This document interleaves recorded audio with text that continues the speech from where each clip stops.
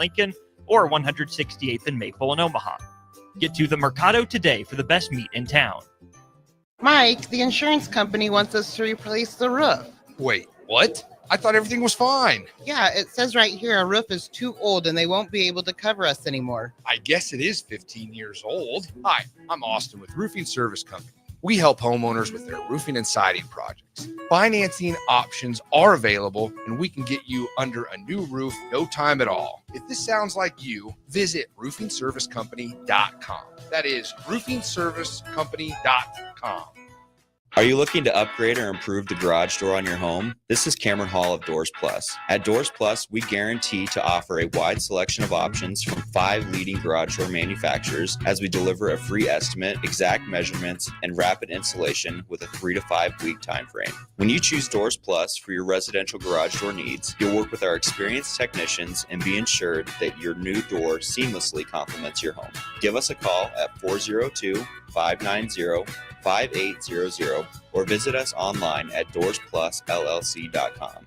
Doors Plus, garage doors and more. Select Plumbing and Utility has been serving Lincoln and the surrounding area for 14 years, and they're not slowing down. Select Plumbing and Utility handles all your plumbing needs from faucets and water heaters to full renovations, and they can even help with your heating and cooling needs. They're also Lincoln's underground experts, repairing and replacing broken underground water and sewer lines since day one. Contact Select Plumbing and Utility today at 402-560-6197, assuring excellence in every situation, opportunity, and challenge. That's 402-560-6197.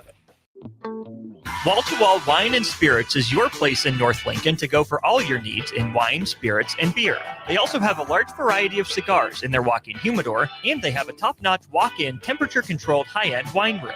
Plus, you can enjoy free samples from their tasting bar. There's only one place to go for all your needs for spirits and cigars. That's Wall-to-Wall Wine and Spirits on North 27th Street in Lincoln.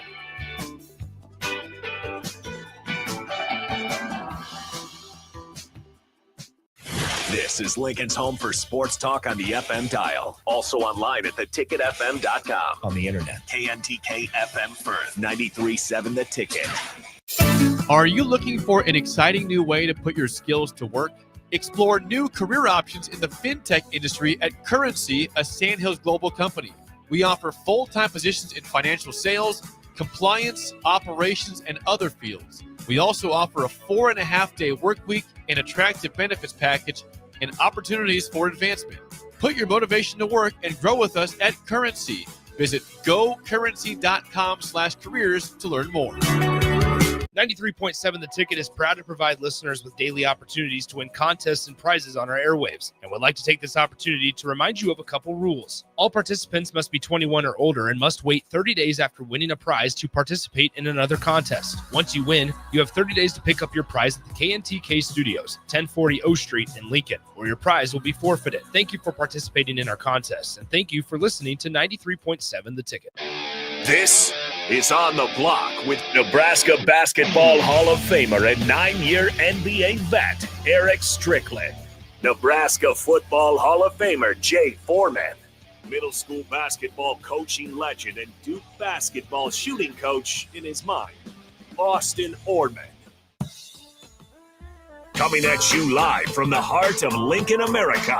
On air and online at theticketfm.com. Sponsored by the Mercado by Certified Piedmontese. This is On the Block with Eric Strickland, Jay Foreman, and Austin Orman. Oh, welcome to a Tuesday edition of the show. It's a full show for you, not just an hour. We'll be with you from 3 to 5. I'm Austin. He's Strick. Glad you're along for the ride. Oh, I pressed the wrong. Sorry, Stricky, and I tried to mute you. There we go. Yeah, we good. There's my guy. What up, my boy? I can't keep him off there. We had a good one over there yesterday, man. We did. It was really, We sure it really did. was. It was a good. Hey, man, you guys showed up for us too, also. So shout out to you guys that popped on yesterday as well. Great time out at the golf course. The weather was absolutely beautiful. The breeze Phenomenal. kept it nice. The food was good. Woo. Did you get to partake? No, I did not get You to. did not. Did not get to partake. It looked good. It smelled good. It's good. But unfortunately, was not able to partake. What Shaky, I do partake jakey in, bad though, golf. That's what I was told. And yet they still finished third. So Wow. good job, but to the rest of the team Shout out. on that, including Stewie from Tipsy Tina's and McKinney's. They came through today with the barbacoa. Really appreciate them. That is certainly something that we partake in here at the Ticket. They're just down on 8th Street. So if you've stopped by the station around a mealtime, just walk a couple more blocks. It will be worth it to get yourself down to Tipsy Tina's. 402-464-5685. You got anything you want to chime in on here throughout the course of the show? I know we spent a lot of yesterday talking NIL, revenue sharing, all that sort of stuff. There's another interesting part of this, Strick, that I thought we had to go over to lead off the show today, and that's quarterbacks. We know at the NFL level how much money they command, how big a chunk of the salary cap they take up. And I think it's still Patrick Mahomes is the only player to win a Super Bowl taking up more than, I think, 15% of a team's cap space. Mm-hmm. Did that not long after signing his new deal with the Kansas City Chiefs. When you look at college sports and college football, obviously in this discussion, do you think we will see a similar sort of setup, a similar sort of system where quarterbacks get a bigger, maybe outsized chunk of the money that's allotted to football compared to other positions on the roster? So I do definitely believe on the onset that that's going to be the case. You know what I'm saying? I believe early on that's going to be the case because I still think there's some form of a crossover, right? Mm-hmm. Between the NIL, the NIL and the collectives. Yep. So there's still some kind of continuation of that right now at this point. Mm-hmm. So then I think with that being the case, there's probably going to be some outside deals for quarterbacks. I eventually think that they will kind of get in line. Again, there will be a skew. Yeah. Depending on what programs are. Now, my question then turns around, Austin, to you is when you have that type of situation right now, okay, good. We know that still collectives can participate in some form. But my question then shifts to you as if when it does kind of get the collectives get pushed out, and it probably will at some point, then will that help other universities to be able to level the playing field? Because then there's decisions that got to be made, right? As if it is right now in the pros, then there's going to be decisions both on the basketball and other sports as well now that you're going to have to make in that decision-making process of where that money is allocated. It's going to be interesting to monitor because on the one hand, you think that if collectives and what we've come to know as NIL is, mostly taken out of the sport, I think that's where a lot of people, want it to go, where it's not pay for play or it's the deals that fit under the $600 like Deloitte is, going to be policing through their new NIL website. But then, Strick, I think some of it for these top athletes, especially in college, certainly not to the degree as in the pros, but why do people like to go play, especially superstars, like to play for the Knicks, for the Lakers, for the Dodgers, for the Yankees? Number one, because for the most part, those are successful franchises. But number two, for brands and partnerships. That's part of the draw in free agency for these superstars is if I move to New York and LA, I can be more available to further my commercial brand, my personal brand, right? Why did LeBron move to LA? A lot of that off the court stuff. Add on to where you go. Now, I like it. That's not NIL as we've come to know it in the college realm. But what's the difference, right? They're closer to the partnerships. They're closer to the brands, closer to shoots, locations, filming. I like where you're going. So even if it's, NIL, quote unquote, goes away as we know it now, I still think that these mega stars, maybe they still follow the money to coastal schools, but I don't think there was anything getting Caitlin Clark out of Iowa, for example. I think Zion Williamson picked a pretty good spot for him, his marketability at Duke, toward a coast, maybe in that mid-Atlantic sort of region. So I don't think that NIL going away would make it any more of a quote unquote professional model, because I think that money, that sponsorship will still always be there just by a different name. Okay. I like where you went. But I can see that can become relevant in the discussion. Okay. Here's why. Would you much rather go to Georgia Tech or Alabama? You see what I'm saying? Right. Because you said something. You Mhm. said on the professional side, there's a reason why some people go to specific markets and because of the marketability and the accessibility to some bigger brands. And, you know, some probably went up to play at Oregon because of that connection Phil Knight to money. that, right? Mhm. So let's be honest. I think this hurts. So the question then becomes, what conference of the Big Two does it hurt more? Does it hurt more the Big Ten or the SEC? Now I'm gonna ask you, and I have a thought. Give me your answer first. I want to hear what you have to say. I actually think it hurts the SEC. Okay. Because I think now let me be transparent about why I say I don't think it hurts Texas A&M. Okay. I don't think it hurts Texas. You got .com people all in Austin. There's big Dallas brands. and Houston aren't far away. Not going to hurt you. Mhm. Okay. I think it hurts your Mississippi States. I think it hurts Ole Miss, I think it hurts Kentucky. I think there's some stuff that you're reachable. Kentucky football, if not Kentucky There men's you basketball. go. There you go. One of them is gonna I think get affected. Definitely gonna hurt Alabama. I think Georgia is close enough to Atlanta to still be fine there. I don't think it really. I think Vandy's okay because of Nashville. I think Florida State gets hurt. That's ACC. Okay, but- ACC. I think Florida somewhat. Miami because of brand. We'll see. But you have a lot of stuff to touch there, and they're ACC too. But I personally, I'm looking. I don't think it hurts Tennessee. I think they thrive in it. Okay. Because of just you've got the three, and they happen to be in the middle. You've got Nashville, Knoxville, and then you've got Memphis. So you still have a connection there. But I think some of those small market teams can take advantage of it. You stay close. FedEx at Memphis, right? Different places like that. I think if you tie into the brands, if we start to look at that model, that accessibility model, I think those who are in close proximity, this is why I think Big Ten probably benefits a little bit more because of their proximity in Rust Belts and, Michigan States and that, the different, markets as well as alumni who own big businesses. Those people are going to thrive because of their alumni bases in their connections. Oh yeah. Where does Nebraska fit? That's a good question. I think it hurts Iowa. I think it hurts. Agree. I think Wisconsin could go back Maybe. because Milwaukee's right there. True. Potentially.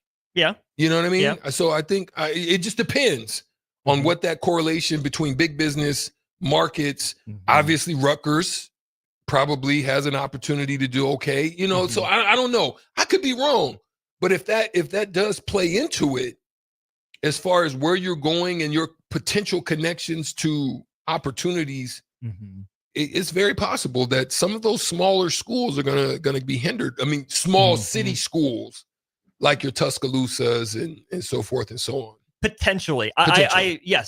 I agree with the upper level point. The only little pushback I would have on that, I won't even call it pushback, more maybe just a little nudge back. Banter. Is I think that college sports and those historically proud programs will have some more sway. We'll have some of it built in a little bit. I got you. Because, I mean, the Knicks don't have the most history of any franchise in the NBA. They're just in New York City. The Nets, when they got around, especially Brooklyn, when Prokhorov took over, had money, had sway being in Brooklyn, kind of hipster vibes up there, had the money. That wasn't necessarily history and tradition. So I think that a school like Alabama that's so tied in with Nike, maybe Oregon, even though it's an out-of-the-way little Eugene, I think that a program like that, even, Kentucky just in Lexington for men's basketball, Kansas being in Lawrence, maybe you can say Kansas City's major enough. But there's a lot of competition. Too far. No, it's still major competition though in Kansas City for Kansas, for Kansas State, for Missouri. And Kansas is so tied in with Adidas as well. That's one of their flagship brands. Nebraska, you hope is still, solid with Adidas tied in, that I think schools like that are a major enough name because of their history and their tradition can still be draws for those big companies. So they'll still do okay in terms of talent acquisition, right? I think Nebraska could be doing a much better job leveraging its relationships with Adidas on the circuits, right? Not saying pay to play, not saying you play for an Adidas team, you have to go to an Adidas school, right? That's been pretty much pushed out the door. But it just doesn't feel like Nebraska's leveraged that relationship in football or men's basketball specifically well enough. So I think that the market is a bigger draw. The market itself is a bigger draw for the pros than it is in college. But I think to answer your original question of where would you rather go, Georgia Tech or Alabama? I think you'd rather go to Alabama still, unless you think you're done playing sports after college and you want to get a head start on things in Atlanta, right? I think there's a point where there's trade-offs for every student athlete. They have to decide what they value most, right? Do you want maybe the bigger brand endorsement post-playing opportunities in Atlanta, or do you want to focus all your efforts on being that college student athlete and maximizing that experience for you in Tuscaloosa? Because not many people will get to say, yeah, I got to play football for Alabama. I got to go, play SEC basketball for Alabama. And again, not like Georgia Tech's an easy school to get into, right? That's a super smart person college. But if you're going just for athletics, you probably lean to Alabama. Now, if Georgia Tech can say, we're good enough athletically for you, you can take us to the next level. You'll have enough success to meet your bar of what you consider success. And there's this other stuff that's more accessible to you on the side. I could see that being appealing to someone, but then to someone else, they might say, yeah, you know what? I'd rather go play in the SEC instead of the ACC. I would rather say I got to play for Alabama and have a legitimate shot for national championships than go to Georgia Tech. That stuff will always be there on the side. Right. Which is where I think I also agree with where you ended up. I think the Big Ten has better potential because it's in the three biggest markets in the U.S. You look at Chicago, right, kind of being middle of the Big Ten, flagship kind of home base for a lot of things. I got to throw Indianapolis in there as well as a somewhat, major city. Obviously, the expansion out to the East Coast, where the Big Ten, likes to claim it's part of the New York market. I don't think Rutgers moves the needle at all. But the Big Ten has played at Madison Square Garden, right? It's played at Barclays Center, I believe, in the past. So we can credibly at least say we have some presence up there. I think Penn State, Ohio State might stretch that far as well. You can go down the coast to Maryland potentially. I don't think DC is Big Ten territory, but you at least have a foothold there for your high-achieving, politically minded student athletes. And then obviously the new additions, right? Los Angeles is going to get a lot of the headlines for good reason. Eugene, Oregon have their own money, but don't sleep on Seattle, right? That's Microsoft money. Yeah. Washington, could be in pretty good position up there as well. So I think at the end of the day, Strick, I do agree with you that the Big Ten stretching coast to coast has its own drawbacks, has its own benefits as well. When you look at those major, power centers of influence for the SEC, really you're thinking of Atlanta first and foremost. And then you're now in Dallas and Houston, pretty consistently, pretty regularly, which are big. But then as you move toward the seaboard, you're looking at fighting with the ACC for New Orleans. Maybe that leans SEC, but you're fighting with the ACC for Miami and for Orlando, which might even, you could say, Big 12 with UCF being there. You're fighting with the ACC for Charlotte because Clemson's kind of dominated that major center right there. So the SEC obviously isn't devoid of opportunities, but I think if we look at it as investments, I think the Big Ten did itself, a favor and a disservice in some ways of diversifying that portfolio across the country. Yeah. I think that's a good point as well. And it's going to be interesting to see how this all plays out. What type of moves, how wise in the decisions that they make. I think in a lot of ways, again, we talked about this yesterday at the golf course, that you look at these programs and they've got major decisions to make. Yeah. It's no longer you can make decisions or toss a little bit of cashola under the table and do a lot of things and throwing money at the wind and not really having a lot of accountability on it. it's now there's accountability. It's now even regents and again, are regents even going to be like what's going to be the power brokers of the future?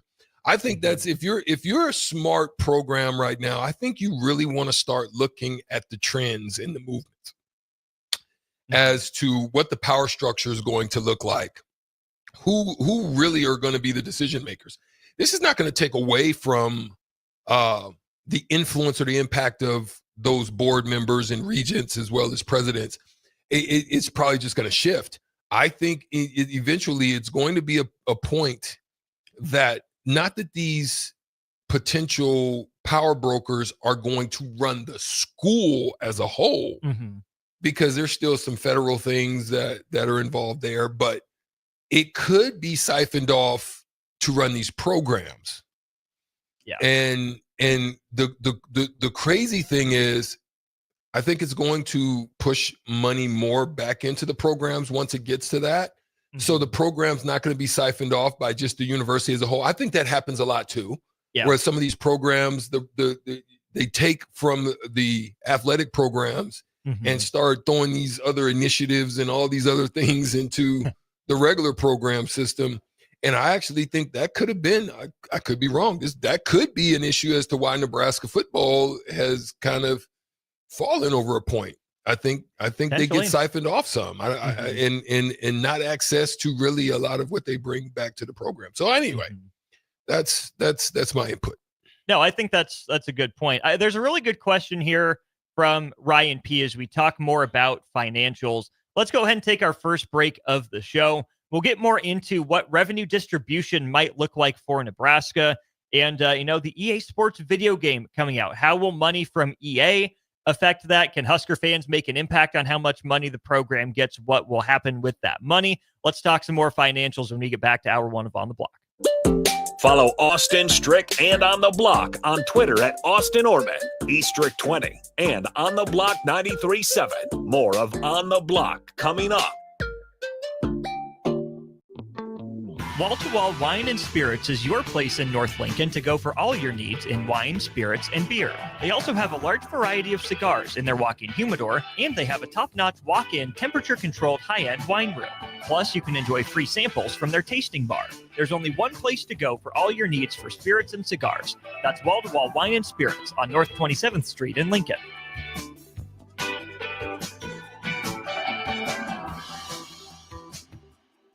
Be at the 32nd Annual Testicle Festival for live music and, of course, balls. It's at Round the Bend Steakhouse in Ashland, June 14th from 11 to 10. Take I-80 exit 426, roundthebendsteakhouse.com. 93.7 The Ticket, Fox, KFXL weather. Brought to you by Bryant Air Conditioning, Heating, Electrical, and Plumbing. Your Lincoln forecast for today. We'll see lots of sunshine with light winds. It'll be warm with an afternoon high near 91. Tonight, mainly clear skies with a light breeze, a low around 66. And tomorrow, we'll see mainly sunny skies. It'll be breezy and hot with an afternoon high near 95.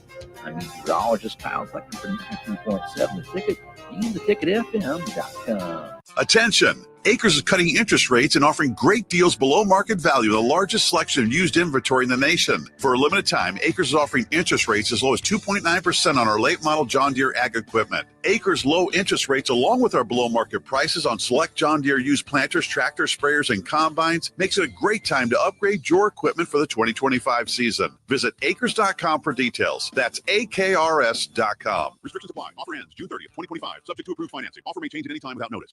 At Fairway Meat Market, your family, and as part of the family, they want to save you money on your meat and groceries. Fairway has fresh cut meats, seafood, cheese, wine, and spirits, and a friendly staff that's always ready to help you find what you need. Stop by Fairway Meat Market today to plan your weekly meals in the Rockledge Square Shopping Center, just south of 84th and Van Dorn. Hey, baseball fans, join the Blur Tailgate at Hilton Omaha this June for our 12th annual hospitality event during the College Baseball Championship Series. Book an experience for your clients or employees with an inclusive bar, buffet, TVs, music, and tailgate games. Secure your spot today and let Blur Events take care of all the work so you can enjoy the day. Plus, we're just steps away from Charles Schwab Field. Visit blurevents.com to book your group, buy tickets, or learn about sponsorships. That's blurevents.com, your college baseball and football tailgate destination. Rosie's Sports Bar and Grill, open for lunch and dinner at 1501 Center Park Road, just south of 14th and Highway 2. A1 Automotive's second location is now open at 5110 State Hill Drive, just off of Yankee Hill Road. The new location continues to specialize in all makes and models and provides personalized service as they have for 15 years. To honor the new store opening, A1 is offering $25 off any service over $300, $50 off services over $500, and $75 off services that total over $750, all through July 31st. Schedule your appointment today at a1autolincoln.com and visit their new location in South Lincoln at 5110 State Hill Drive. Mike, the insurance company wants us to replace the roof. Wait, what? I thought everything was fine. Yeah, it says right here our roof is too old and they won't be able to cover us anymore. I guess it is 15 years old. Hi, I'm Austin with Roofing Service Company. We help homeowners with their roofing and siding projects. Financing options are available, and we can get you under a new roof no time at all. If this sounds like you, visit roofingservicecompany.com. That is roofingservicecompany.com. Attention all Wings fans, Buffalo Wings and Rings has daily specials that will make you want to stop in on all days of the week. Kids eat free on Mondays, and on Tuesdays enjoy 40% off boneless or traditional wings at a price that makes the whole family happy. And come back on Wednesdays for $1.39 chicken tenders all day long. Get to Wings and Rings today, 68th and O or in Williamsburg Village. Now back to On the Block with Eric Strickland, Jay Foreman, and Austin Orman.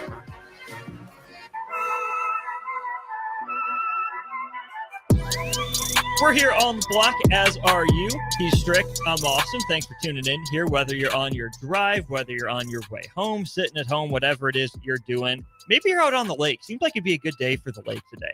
Official temperature 85 degrees. But let us know wherever it is you're listening from. Would love to hear from you. Thanks for making us a part of your day.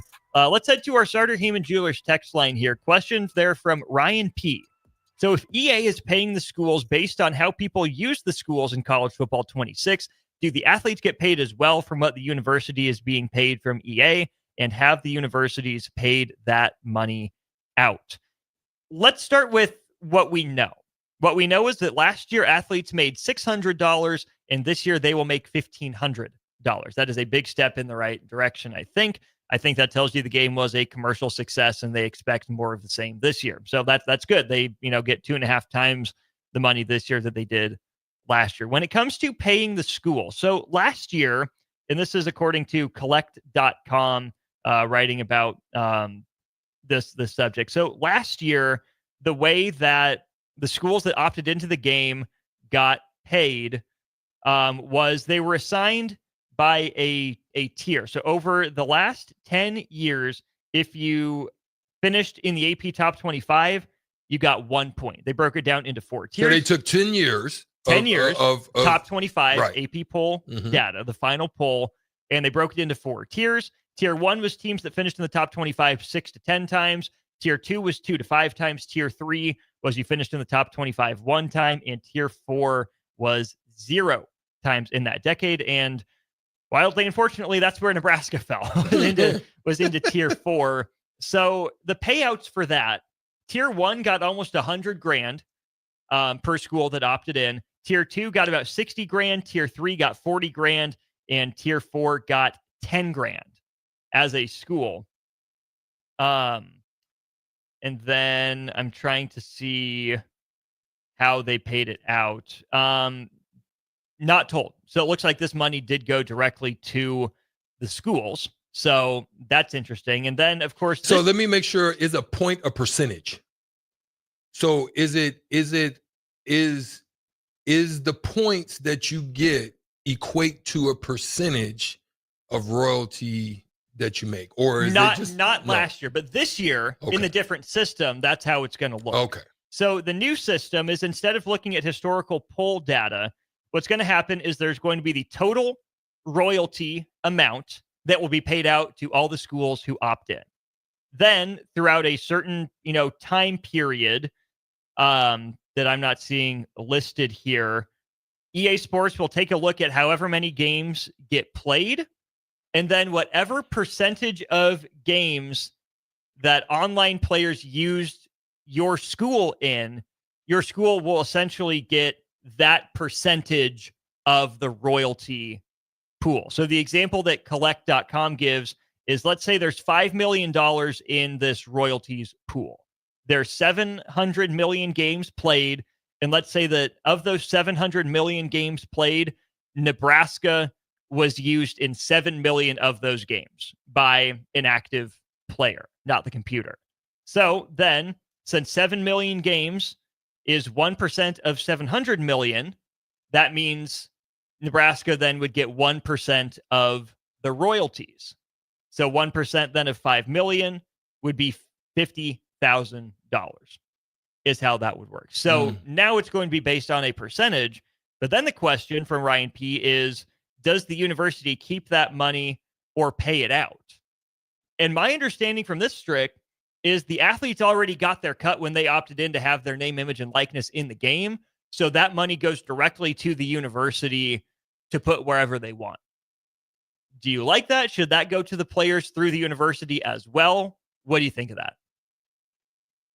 I think if you want to just make it easy and simplify the whole thing, I think you just run it all so that there's an accounting, right? Yeah. Like, I don't care what source you run it through. If you're not going to do the business through the universities, then whatever that you guys as a whole or collective or a business structure by way of the NCAA or whoever that you decide that you're going to run these things through, then so be it. But I think to keep a accounting of it, to send it all through there so that it's understood, which tier you sit in, so you know exactly the collective of how much of that money it is, and then you take that by whatever the number is of the distribution and so forth and so on. I think that just makes it simplified and easier.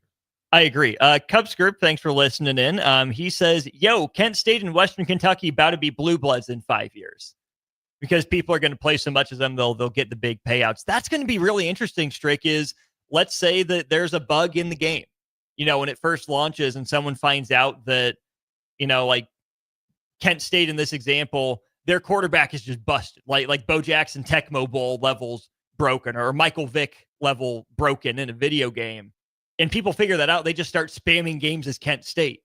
Yeah. And they get like a huge, like $100,000-$200,000 payout. That goes a long way at a place like Kent State, a lot further than the drop in the bucket it would be, to Power 5 school. So I'm going to be really curious to see if there is, crowd support or fan swell behind some of these smaller programs that people pick up on and say, hey, yeah, let's boost their revenue and see if that goes anywhere. But I'm not sure about that. Ryan P throws up Missouri State and Delaware as examples as well. Here's another one, Strick, from BJ in Wichita. He says, first of all, this whole thing is getting weirder the more they try to streamline it.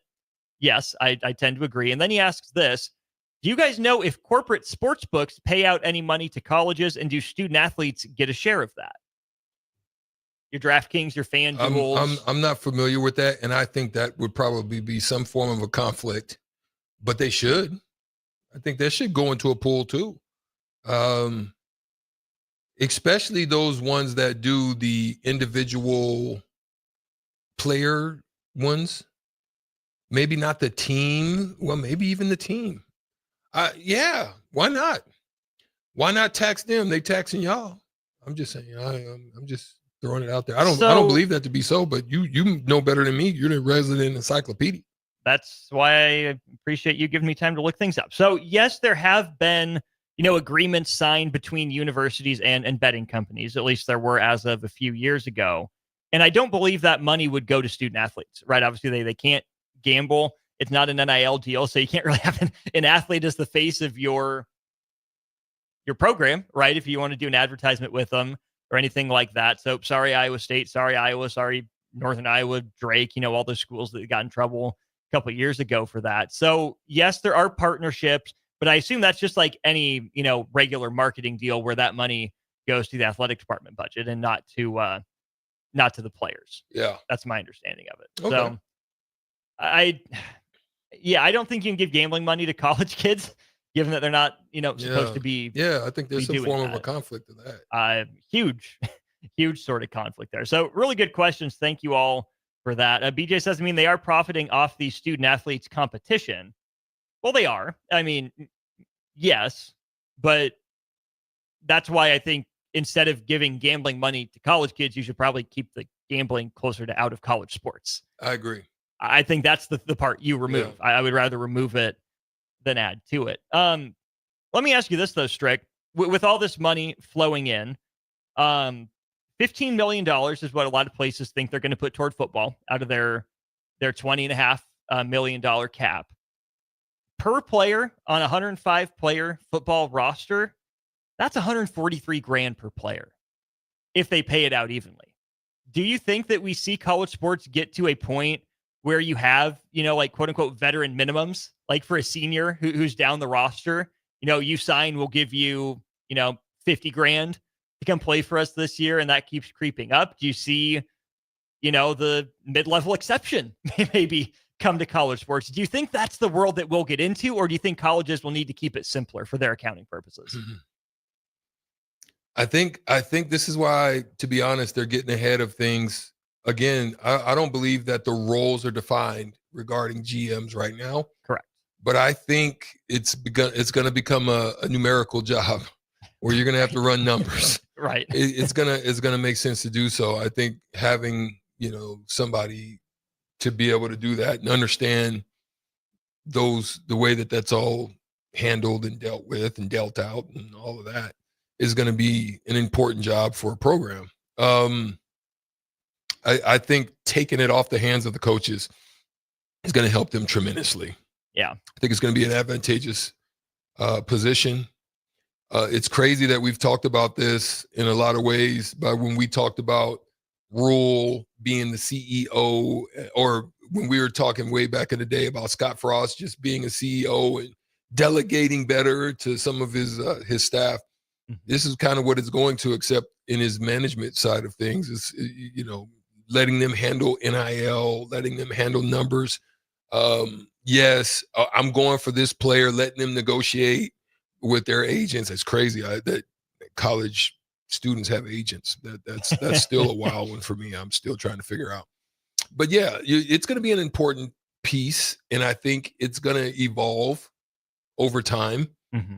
I think the simplified method, you hope that you can try to sustain it, but I don't think it stays that way. Everything that I see is showing that it's moving toward a professionalized way. Mm-hmm. And it's even, I think, let me just say this. I think that will happen before they bring in, if they do it, where they bring in, you can own a sports program or a university program. Right. I think those things will be set before that, because any type of ownership is going to want to understand what they're getting into, their profits and their losses are, what they're getting into, what their budgets are going to look like. They're going to want to know that, the valuations and all of those things prior to them coming on. Otherwise, it'll feel like the old school way where they used to pause.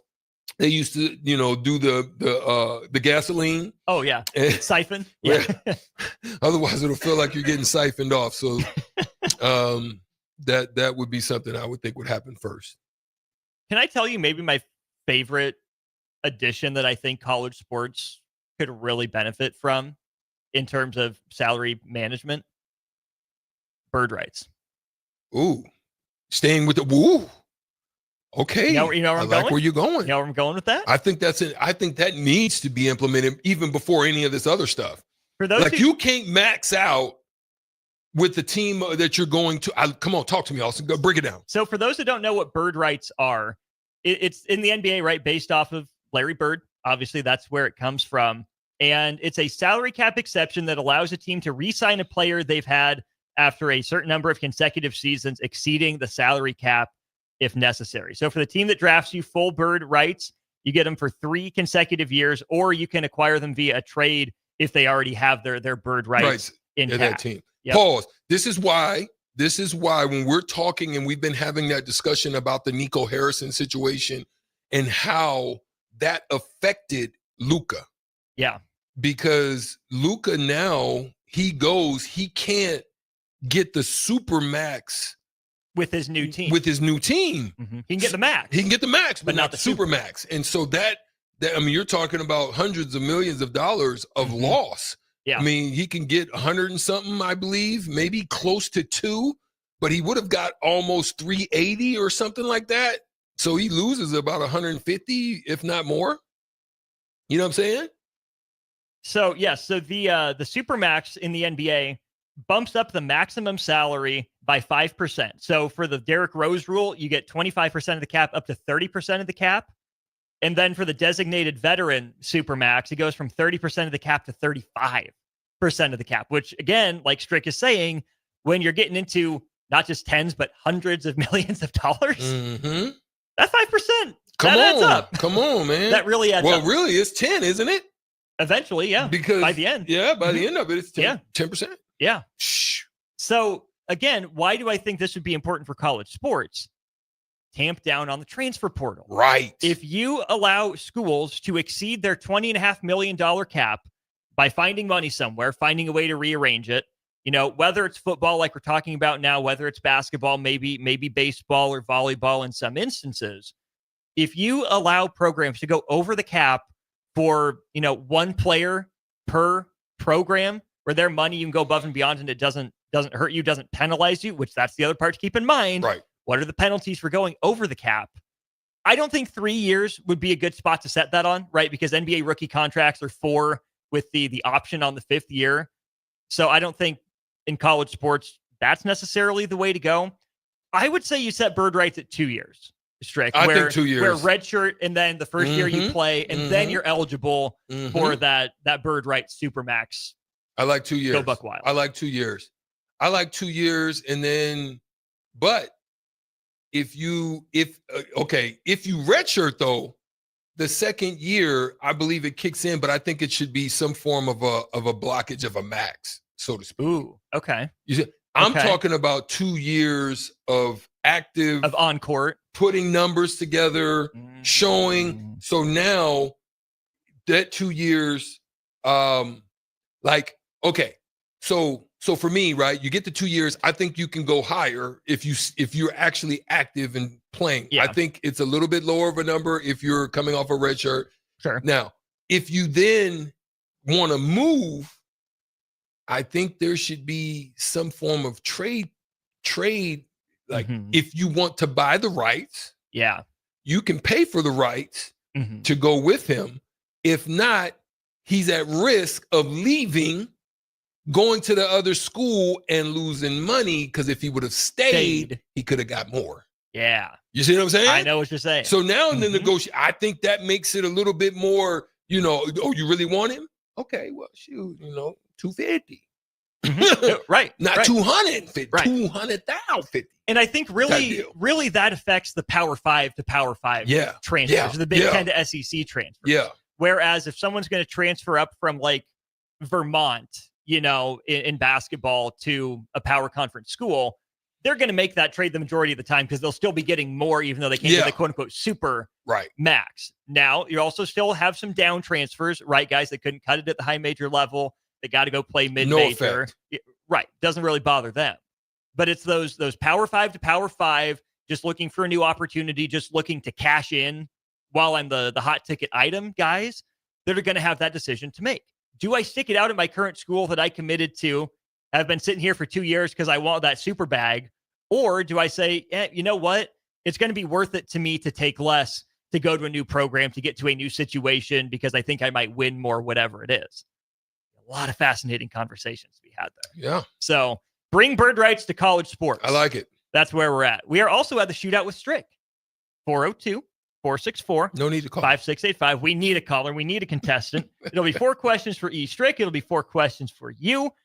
And your chance to win $30 to Buffalo Wings and Jay Rings. Can't hurt me. And Jay cannot hurt you. We did have a Jay Foreman sighting, but he will not pop in to be the lifeline. So mano y mano. Man versus man. Who's in the octagon with Stricky? We need a caller. Let's play the game show to wrap it up with one. Download our app by searching for 93.7 The Ticket in your app store to stay in touch and listen all day wherever you are. More of On the Block next on 93.7 The Ticket and theticketfm.com. At Fairway Meat Market, you're family, and as part of the family, they want to save you money on your meat and groceries. Fairway has fresh cut meats, seafood, cheese, wine, and spirits, and a friendly staff that's always ready to help you find what you need. Stop by Fairway Meat Market today to plan your weekly meals in the Rockledge Square Shopping Center, just south of 84th and Van Dorn. Are you ready for a new opportunity? Check out Sandhills Global. Join a dynamic team where your skills are valued and your career can soar. We offer full-time positions with a 4.5-day work week, competitive pay, excellent benefits, and a positive work environment. From IT and marketing to sales and finance, we're looking for talented individuals like you. Apply today at sandhills.jobs and take the first step towards an exciting future. That's sandhills.jobs. Don't wait, apply now. Have you been injured in an accident and don't know where to turn? You need an attorney you can trust to handle your case with professionalism and compassion. The attorneys at Liberty Law Group understand that a call to an attorney is a call for help. If you've been injured, we want to help you. Liberty Law's experienced attorneys are committed to the pursuit of justice for those injured. Call Liberty Law Group and find out how we can help get you the compensation you deserve. Call 877-42-LIBERTY. 877-42-LIBERTY. Liberty Law Group. Trial attorneys you can trust. Schweizo Construction is now hiring for skilled craftsmen, steel erectors, concrete workers, and general laborers. Schweizo Construction offers great benefits like premium wages, health and dental insurance, paid holidays and vacation, 401k with company match, life insurance, and disability insurance. They pride themselves on a legacy of 40 years built on integrity and trust. Joining their team means becoming part of a family that values hard work, dedication, and mutual respect. Apply today at schweizo.com. That's schwisow.com. Attention! Acres is cutting interest rates and offering great deals below market value, the largest selection of used inventory in the nation. For a limited time, Acres is offering interest rates as low as 2.9% on our late model John Deere ag equipment. Acres low interest rates, along with our below market prices on select John Deere used planters, tractors, sprayers, and combines, makes it a great time to upgrade your equipment for the 2025 season. Visit acres.com for details. That's AKRS.com. Restrictions apply. Offer ends June 30th, 2025. Subject to approved financing. Offer may change at any time without notice. Load up on meat and more this summer at the Mercado by Certified Piedmontese. This week's specials through June 10th are $1 off per pack of Plum Creek chicken, $1 off all bacon, and 15% off cheese and crackers. Plus, stop by for lunch on Fired Up Thursday at the Mercado East or Fired Up Friday at the Mercado North. Locations at 84th and Havelock, 30th and Yankee Hill, and now 85th and Old Cheney and Lincoln, or 168th and Maple in Omaha. Get to the Mercado today for the best meat in town. Rick Heyman here from Sartor Heyman Jewelers. I want to personally thank our great customers for voting us once again the best of Lincoln. At the same time, we're celebrating our 120th year in business in the great state of Nebraska. You can count on Sartor Heyman for the very best quality, value, and customer service. When it comes to your jewelry needs, visit us at South Point, Grand Island, and the Outlet in downtown Lincoln. Visit us today at sartorheyman.com, and thank you for your continued trust after all these years. Empire Netting and Fence delivers top quality netting and fence solutions. From major sports venues to backyard installs and everything in between, coast to coast. We take on tough jobs with grit, integrity, and a strong commitment to safety. Empire is growing, and we're hiring motivated people ready to grow with us. We build each other up, and we're building something big. Think you've got what it takes? Apply now at empire-fence.com. That's empire-fence.com. Mike, the insurance company wants us to replace the roof. Wait, what? I thought everything was fine. Yeah, it says right here our roof is too old and they won't be able to cover us anymore. I guess it is 15 years old. Hi, I'm Austin with Roofing Service Company. We help homeowners with their roofing and siding projects. Financing options are available, and we can get you under a new roof no time at all. If this sounds like you, visit roofingservicecompany.com. That is roofingservicecompany.com. Attention all Wings fans, Buffalo Wings and Rings has daily specials that will make you want to stop in on all days of the week. Kids eat free on Mondays, and on Tuesdays enjoy 40% off boneless or traditional wings at a price that makes the whole family happy. And come back on Wednesdays for $1.39 chicken tenders all day long. Get to Wings and Rings today, 68th and O, or in Williamsburg Village. Country music star Rodney Atkins will be performing at the Icebox on Friday, June 20th. Tickets start at $30 and doors open at 7 p.m. The Capacity is only 3,000, so don't wait. Buy your tickets at LincolnStars.com today before it sells out. A1 Automotive's second location is now open at 5110 State Hill Drive, just off of Yankee Hill Road. The new location continues to specialize in all makes and models and provides personalized service as they have for 15 years. To honor the new store opening, A1 is offering $25 off any service over $300, $50 off services over $500, and $75 off services that total over $750, all through July 31st. Schedule your appointment today at a1autolincoln.com and visit their new location in South Lincoln at 5110 State Hill Drive. It's time to play Shootout with Strick. Call now, 464-5685, to take your shot against Eric Strickland. Shootout with Strick. Brought to you by Buffalo Wings and Rings. Time to play the game! Oh, there we go. Phone lines lighting up just in time. I wasn't going to beg. That's not what we do here on this program, but we do like to have a contestant for the Shootout with Strick. A huge thank you to the great people down at Buffalo Wings and Rings. They got 2 Lincoln locations. One just down the street from us at 68th and O. The other one, south location, 40th and Old Cheney. Speaking of Old Cheney, got another great sponsor on Old Cheney we'll tell you about here in just a little bit. Oh, did we lose our contestant? The phone line was lighting up. The champ is here. No. You don't get your theme music yet. Not yet. Call 402-464-5685. Please. 402-464-5685. We need a competitor. We need a contestant. Okay, phone line's lighting up again. The champ is here. No. And here's the thing. It's over. No. No. Time went out. If they don't play, you're taking on Ellie. Ooh. Ellie, who did not see the question, but it looks like you got a contestant, maybe a backup contestant, if Ellie gets it written down. Let's see who we got. Come on, contestant. We're ready for it. Ready for the game. Colin! We got Colin. Colin, how are you? Good. Glad to hear it. You familiar with the rules of the game? Oh, yeah. Excellent. Hold on the line. We will get Strick his 4 questions first, and then we will get to you. Sound good? Sounds good. All right, Stricky, your round starts here in 3, 2, and 1. They have the most wins at the College World Series of any program, Florida State or Texas?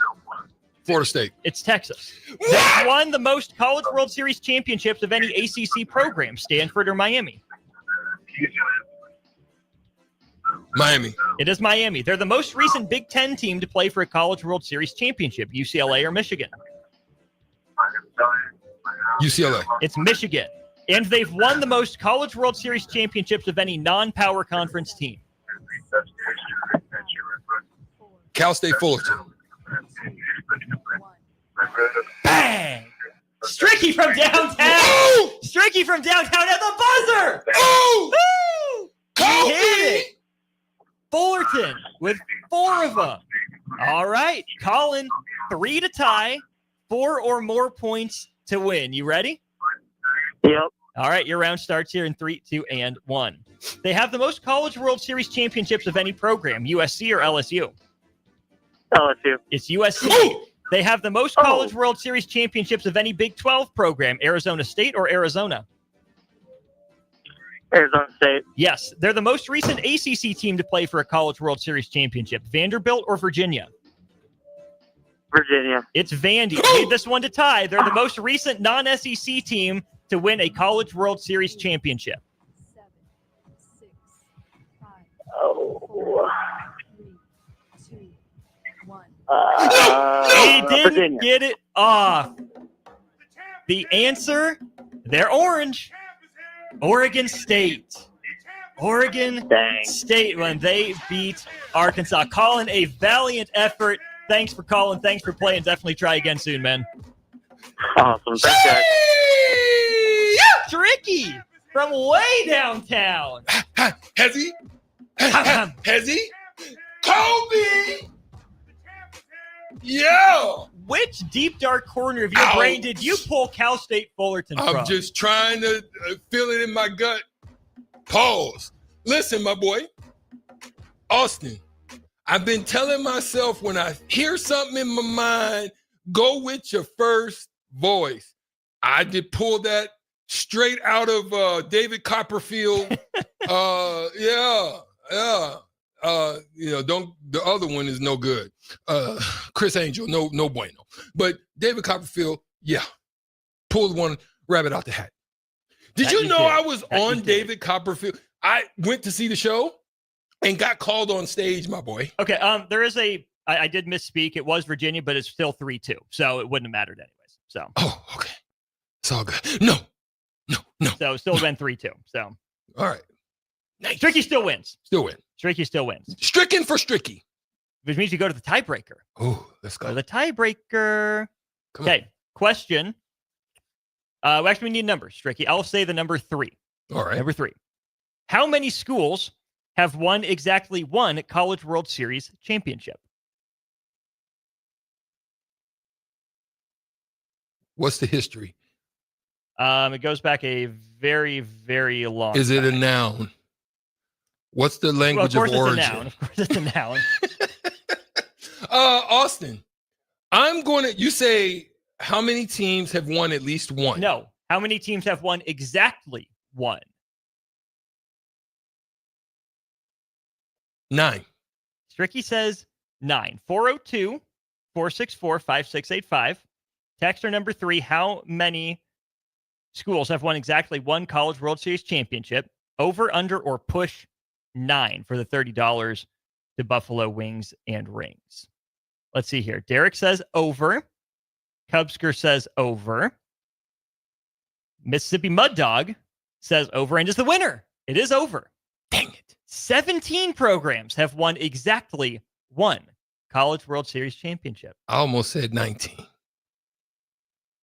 Should have went with my first guess. Should have gone with your gut.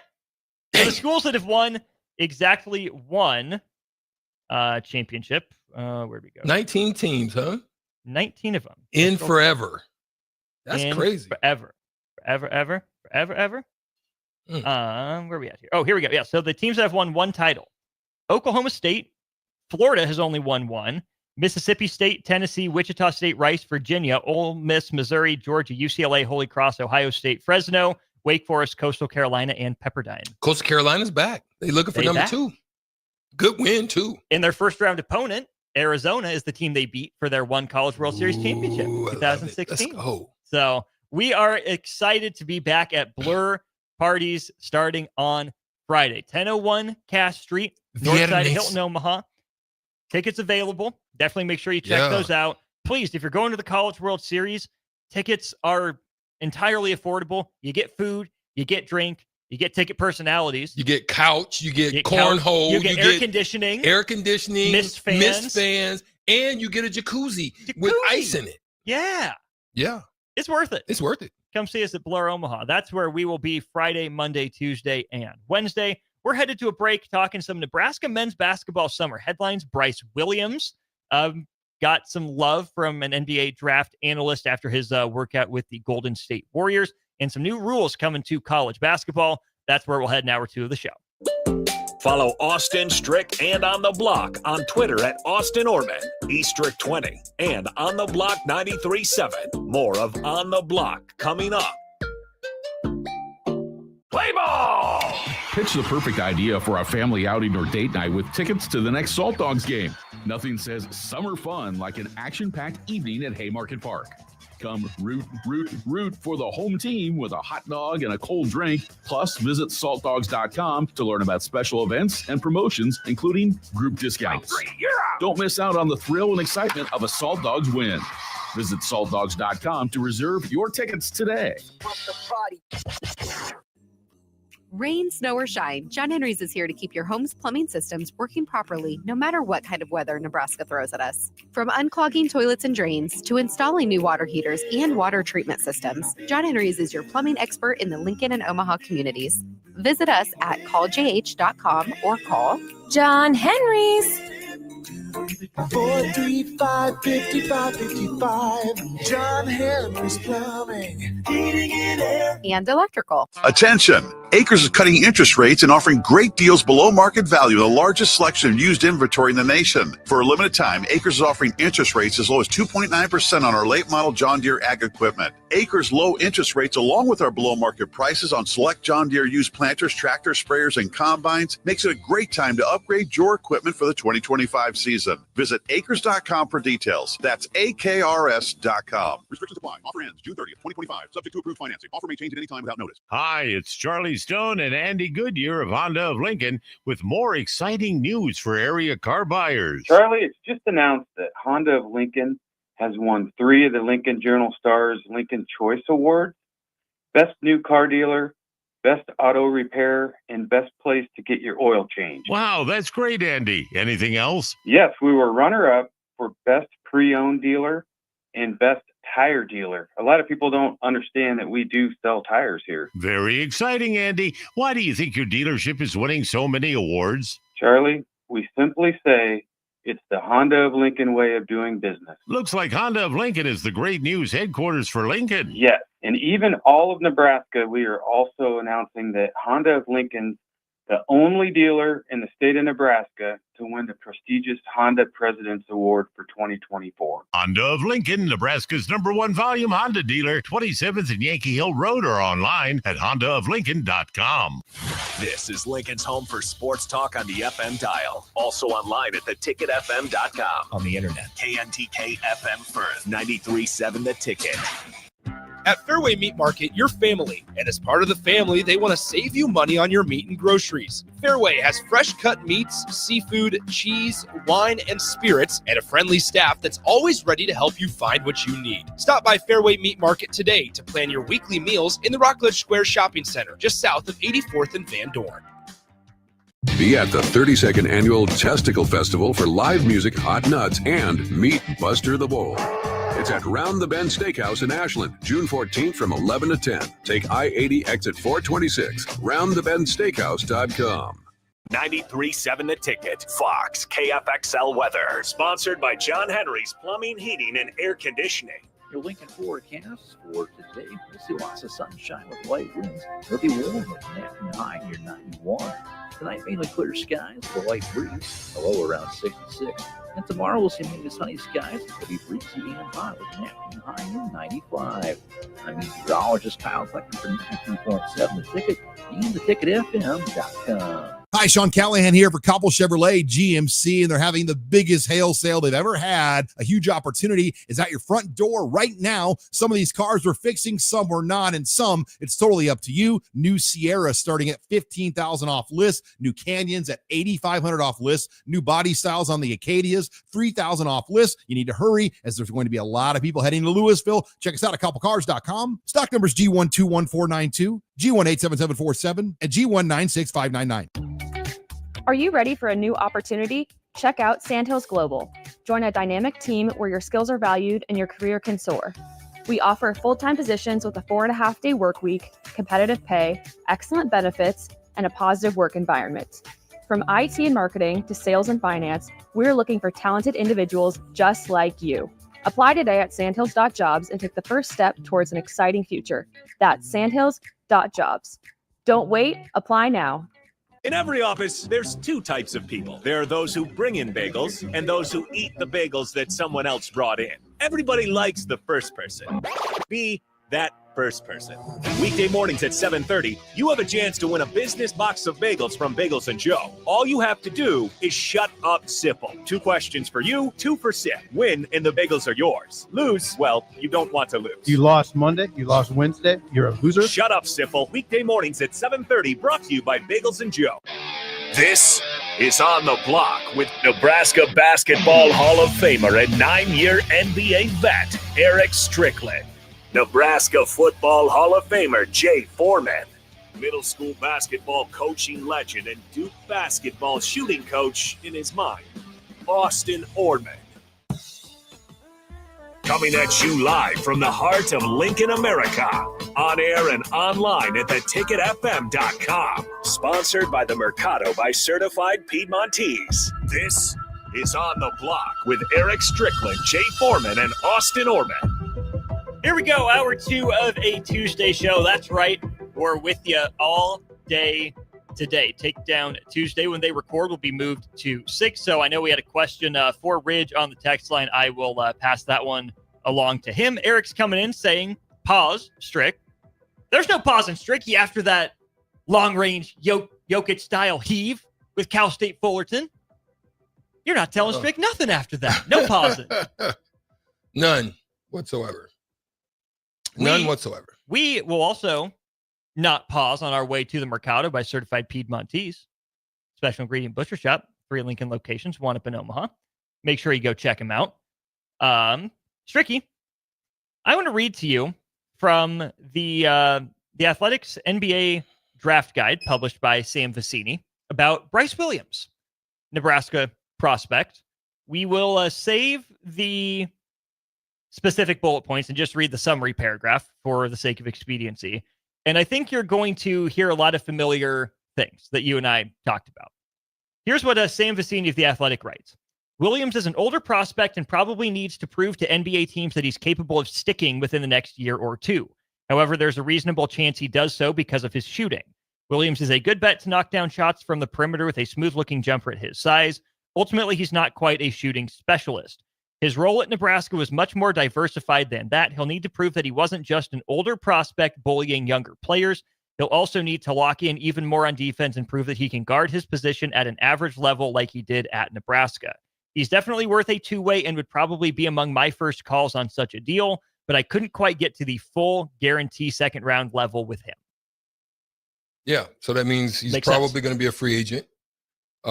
Somebody may take a flyer on him, but again, I told I didn't tell you. Let's say we talked about it. There's multiple things I talked about is his consistency to guard, which is what he needed to do. Mm-hmm. What did you say about was the issue that held him back? Plays too upright. Plays too upright. Here's from the write-up. Yeah. On the ball, his athleticism and ability to get caught standing a bit high while playing in recovery was worrisome. In ball screens, while he knew the scout and navigated screens well by getting skinny, he struggled at times to get all the way back in front of his man and cut off momentum. I worry that physical drivers and players with quicker first steps might get by him too easily. And it was even more exacerbated when I saw Bryce McGowan's. Okay. I knew he had a lot of work to do, and that's why I thought he should have stayed. But I think Bryce, if he can raise his level of intensity, mental fortitude, and really hit the weight room and become physical at that size.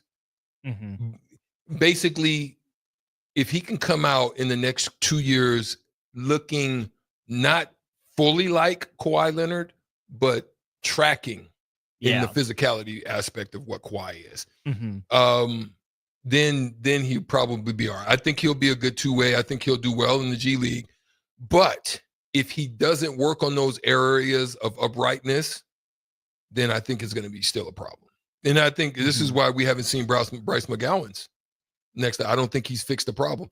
Like, if I was coaching him, I would have told him about that. Not from a standpoint of trying to just be in his ear to teach him or tell him something. Yes, that's part of it.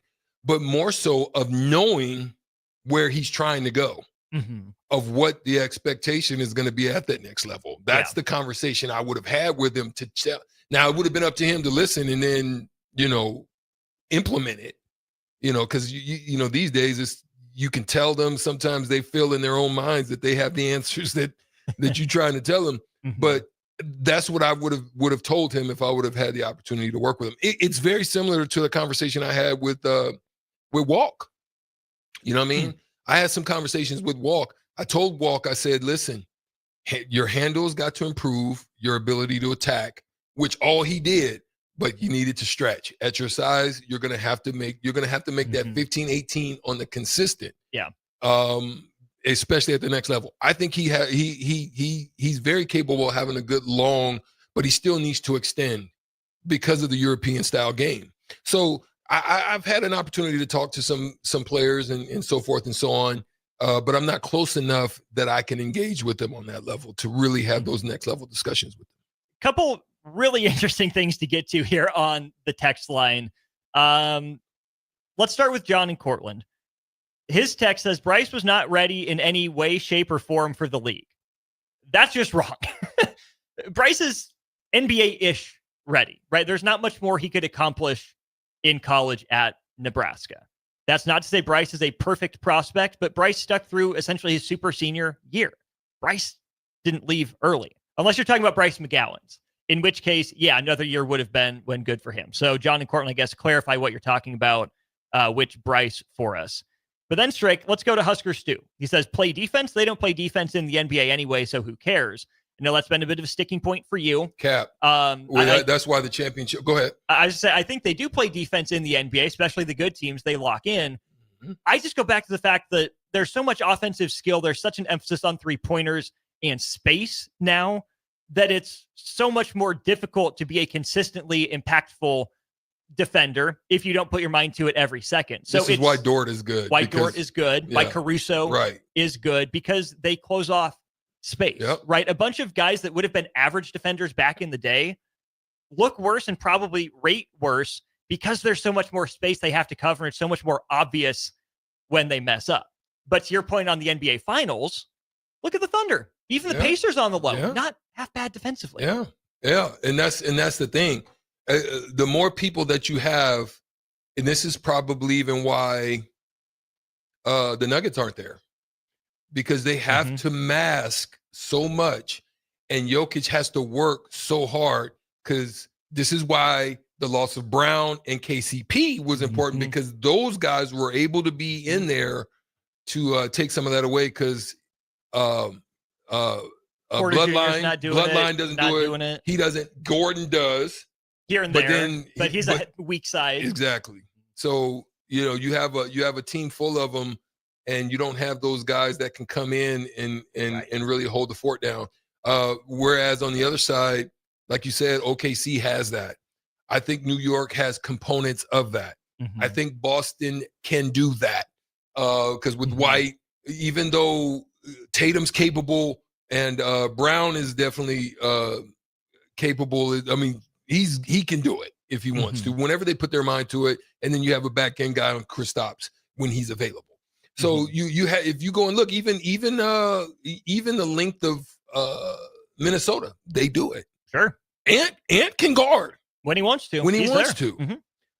Your deficiencies is going to be Randall.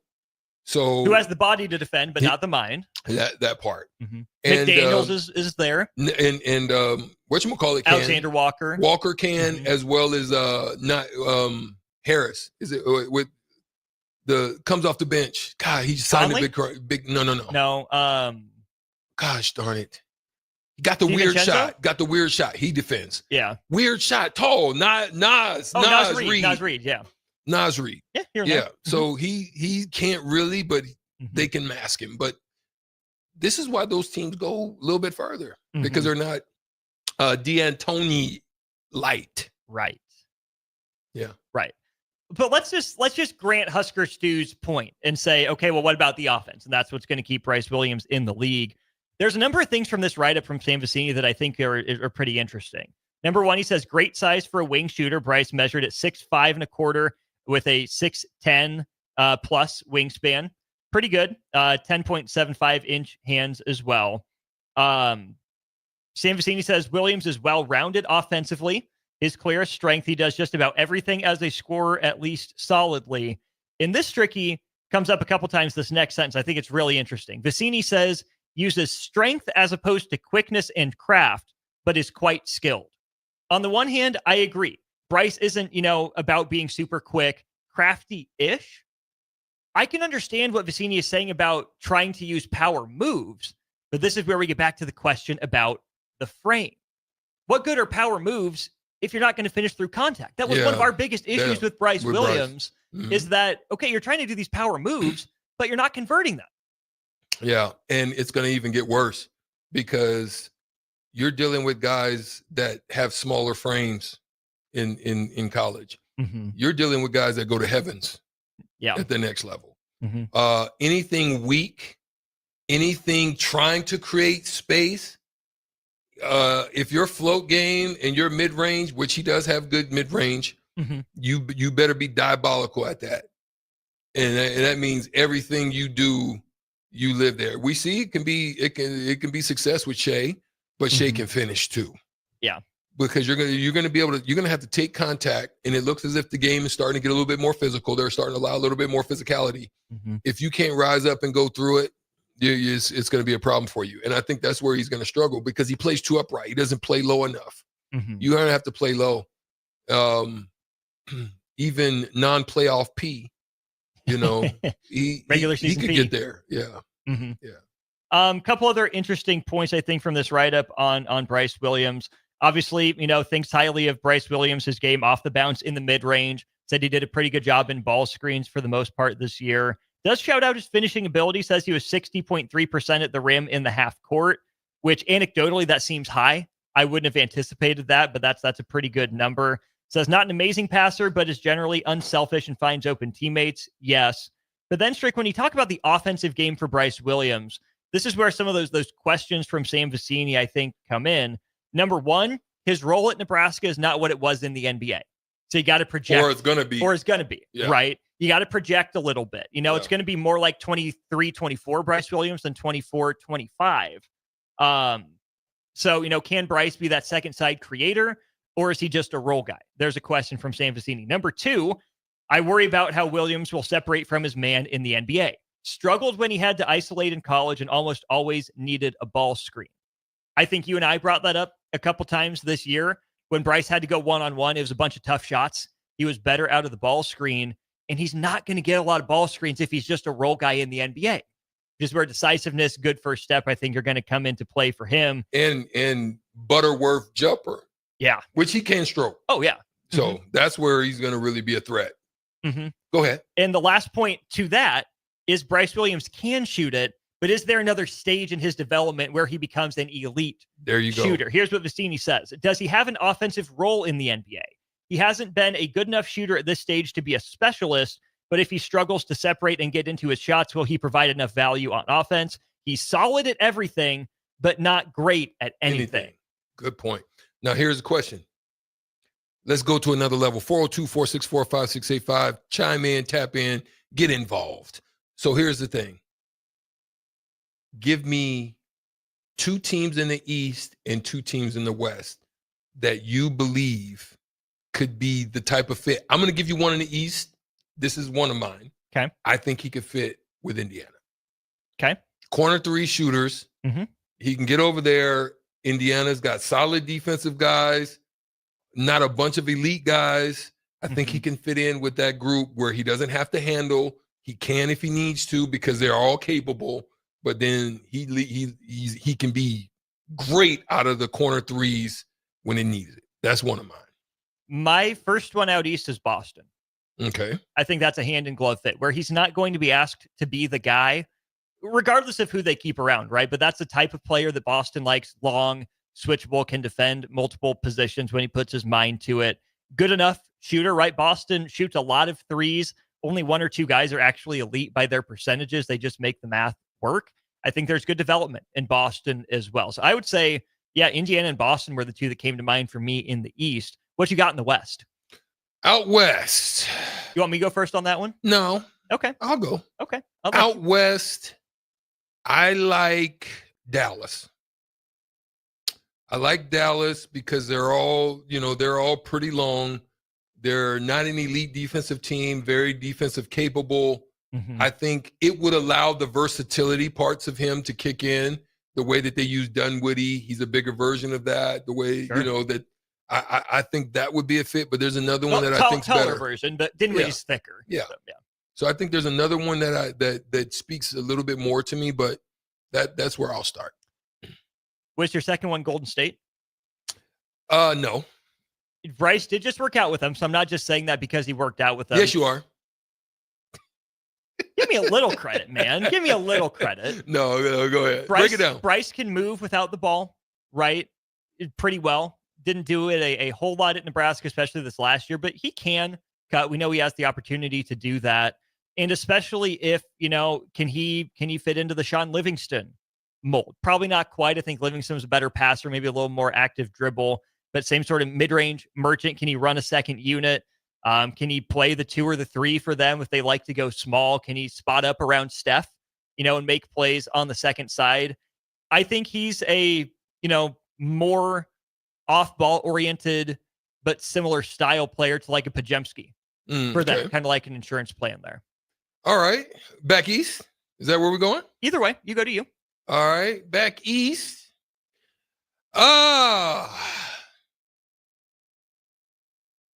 You like Boston too. Don't hide it. Don't hide it. Why you all in my mix, man? Because why you all in my mix? Because man? we see basketball the same way after 2.5 years together now. It's crazy that I actually look and I say probably Boston. Yeah. That's probably the one for all the reasons you said. But I was trying to go away from it. Okay. How about Orlando? That was going to be one I was teetering on as well. Orlando is somebody I was kind of teetering on, but I don't hate it in Miami. Those are the only ones really for me that I feel good. I hear you. I don't hate it in Miami. I think they've got a bunch of those type of guys already. You know what I mean? Mm-hmm. On high contracts. I mean, maybe you can, if that's the way that you want to play the game, maybe you put him on a 2-way, build him out, let some of those contracts. He's going to be on a smaller contract deal where you get the same type of player. That could work for him, in that sense. I could even see Detroit if they want to let some of their older big money guys go and he can fit in on the wing where he won't be asked to do a whole lot next to Cunningham and crew, but he can play a role in Detroit, I think. All right. Yeah. Potentially. I think he'd have to elevate his defensive game with the way that they kind of play, especially with, Thompson there. And, if you're going to be on the wing there, they really want you to get after it. Sure. He kind of reminds me of Kelly Oubre, but just a better shooter. Less of a head case, too. Yeah. Yeah. Heading back west, Stricky is going to roll with San Antonio. And the reason being is I think with his poised demeanor, the way that he plays, it's very San Antonio-ish. I think if they can get him in the weight room and build him to a Kawhi-ish type, I think if they decide that they want to go to another level, obviously they got De'Aaron, they got Wemby, but if they want to go to the next level and take a shot, then you're going to have to move Castle. So you would want him to maybe be a potential fill-in for a Castle movement. Sure. Because in order to get that next person next to Wemby, that Giannis or whoever you're going to go at, to a big name to go at, you're going to probably have to throw Castle into it. Yeah. And so maybe he could be that next version that you're looking for of Kawhi. I see it. I do. If you're going to make me pick a second team out west, I like the San Antonio idea. Denver. You're going Denver. I'm not mad at Denver. I'm really, really not mad at Denver. Or, if you see him in the Kawhi mold, you're T. Lue. You take a shot on him. It's just he might just go to the Clippers for not Bone Thugs and Harmony. For the love of money. No, he's not gonna go there for that. But he might go just on the love, get a look, allow him to get a look, maybe take a look and see what you got since you don't, you don't have Project P. Well, the Clippers are just such a fascinating team to monitor because once Harden and Leonard are done, where do they pivot? Yeah. I mean, Zubac, Norm Powell, but do we really buy that for multiple years? Zubac, I guess we'll see. I don't think Bryce is the next wave headliner for them out there by any stretch of the imagination. I think he could be a role player. Do you like or not like Bryce heading back home to Charlotte? Not mine, but I think he gets buried. I think he gets left out in the wind out there. I don't think he becomes effective. I think it's just right now it's a bad organization. Very much so. Just to keep it real, Yeah. Let's call it quits there. Slam on the brakes. Good conversation. There's a lot more we're going to get to with Nebraska basketball and some college basketball rules. We'll figure out what we want to talk about over break if we want to keep having that discussion or talk some NFL. If we don't know what we're talking about, hey, you better come back and find out with us here in just a minute. Download our app by searching for 93.7 The Ticket in your app store to stay in touch and listen all day wherever you are. More of On the Block next on 93.7 The Ticket and theticketfm.com. Load up on meat and more this summer at the Mercado by Certified Piedmontese. This week's specials through June 10th are $1 off per pack of Plum Creek chicken, $1 off all bacon, and 15% off cheese and crackers. Plus, stop by for lunch on Fired Up Thursday at the Mercado East or Fired Up Friday at the Mercado North. Locations at 84th and Havelock, 30th and Yankee Hill, and now 85th and Old Cheney and Lincoln, or 168th and Maple in Omaha. Get to the Mercado today for the best meat in town. Snow or shine, John Henry's is here to keep your home's plumbing systems working properly no matter what kind of weather Nebraska throws at us. From unclogging toilets and drains to installing new water heaters and water treatment systems, John Henry's is your plumbing expert in the Lincoln and Omaha communities. Visit us at calljh.com or call John Henry's. 435-5555. John Henry's Plumbing, Heating and Air. And electrical. Western Sand and Gravel is hiring for a variety of positions at their sand and gravel plants near Ashland. Apply today and receive a $2,500 hiring bonus. Available positions include plant operators, dredge operators, and shop service technicians. They offer great pay, health benefits, 401k, a wellness program, paid holidays, and paid time off. No matter your experience level, on-the-job training is available to help you build a rewarding career with Western Sand and Gravel. Start your career today. Visit westernsand.com. Rick Heyman here from Sartor Heyman Jewelers. I want to personally thank our great customers for voting us once again the best of Lincoln. At the same time, we're celebrating our 120th year in business in the great state of Nebraska. You can count on Sartor Heyman for the very best quality, value, and customer service. When it comes to your jewelry needs, visit us at South Point, Grand Island, and the Outlet in downtown Lincoln. Visit us today at sartorheyman.com, and thank you for your continued trust after all these years. Hey, baseball fans, join the Blur Tailgate at Hilton Omaha this June for our 12th annual hospitality event during the College Baseball Championship Series. Book an experience for your clients or employees with an inclusive bar, buffet, TVs, music, and tailgate games. Secure your spot today and let Blur Events take care of all the work so you can enjoy the day. Plus, we're just steps away from Charles Schwab Field. Visit blurevents.com to book your group, buy tickets, or learn about sponsorships. That's blurevents.com, your college baseball and football tailgate destination. Empire Netting and Fence delivers top quality netting and fence solutions. From major sports venues to backyard installs and everything in between, coast to coast. We take on tough jobs with grit, integrity, and a strong commitment to safety. Empire is growing, and we're hiring motivated people ready to grow with us. We build each other up, and we're building something big. Think you've got what it takes? Apply now at empire-fence.com. That's empire-fence.com. Gannett Trucking is hiring CDL Class A and B drivers. Their strong team culture makes it not a job, but a career. Gannett Trucking offers health, vision, and dental insurance, 401k with company match, an employee assistance program, and other bonus programs. Build a better career today with great team culture at Gannett Trucking. Learn more and apply today at GannettTrucking.com.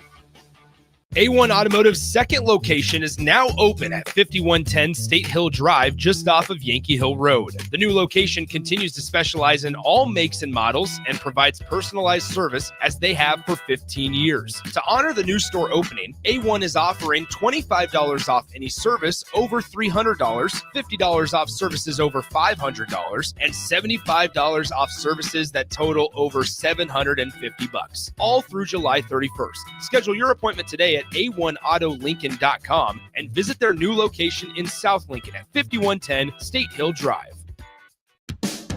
Hey there, this is Paul Scheel, owner of High Electric. I want to thank our friends and loyal customers and introduce High Electric to those looking for a new electrician. We've been serving the Lincoln and Omaha area for over 30 years, from design to install, upgrades, and repair. If you are a homeowner or a small business needing some electrical work, call us at 402-466-6606 or check us out at hyelectric.com. We look forward to hearing from you. Now back to On the Block with Eric Strickland, Jay Foreman, and Austin Orman.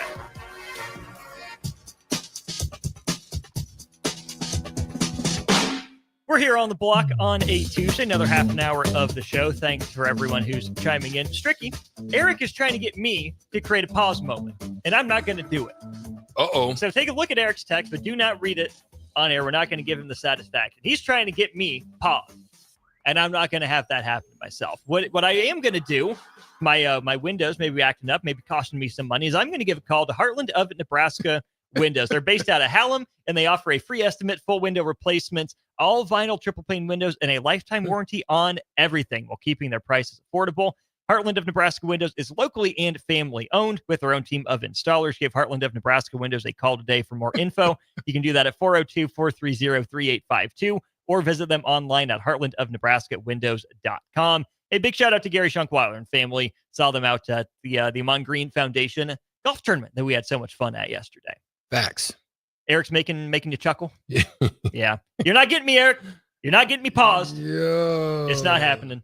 It's not happening. All right, Stricky, Nebraska men's basketball and women's basketball, but we're going to focus this conversation on the men's side of things. We'll hit the women, their skill development here in a different show.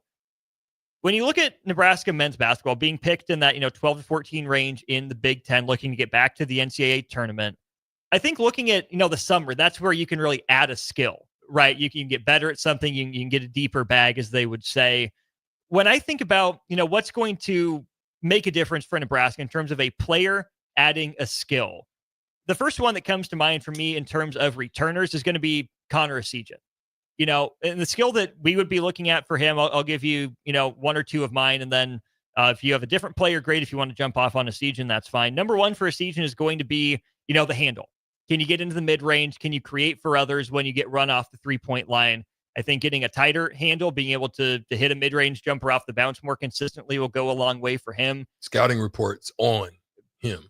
Big time. Yeah. Big time. And then the other thing is add the one dribble in transition. There is no need to pull up from 28 or 29 feet when there is no one in front of you.